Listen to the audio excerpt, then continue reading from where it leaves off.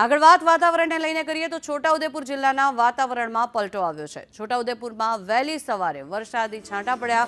વરસાદી છાંટા પડતા વાતાવરણમાં ઠંડક પ્રસરી ગઈ છે। આ દ્રશ્યો આપ જોઈ રહ્યા છો છોટાઉદેપુરના આ દ્રશ્યો કે જેમાં વહેલી સવારે વરસાદી છાંટા પડ્યા છે। માહોલ બદલાયો છે। વરસાદી માહોલ અહીંયા છોટાઉદેપુરમાં જામ્યો છે। ત્યારે દિવસભર ગરમીના ઉકળાટ વચ્ચે વહેલી સવારે વાતાવરણમાં આ પલટો આવ્યો છે અને વાતાવરણમાં છાંટા પડવાના કારણે થઈને ઠંડક પ્રસરી છે। વધુ માહિતી મેળવીએ સંવાદદાતા અમિત પટેલ જોડાયા છે। અમિત, શું કેવું વાતાવરણ છે અત્યારે જ્યારે ભર ઉનાળે ગરમીના તડકાની વચ્ચે વરસાદના છાંટા પડી રહ્યા છે? જી ચોક્કસ જણાવી દઉં કે છોટાઉદેપુર જિલ્લાના વાતાવરણમાં આજે વહેલી સવારથી જ પલટો જોવા મળી રહ્યો છે। ત્યારે વાદળછાયું વાતાવરણ પણ જોવા મળી રહ્યું છે।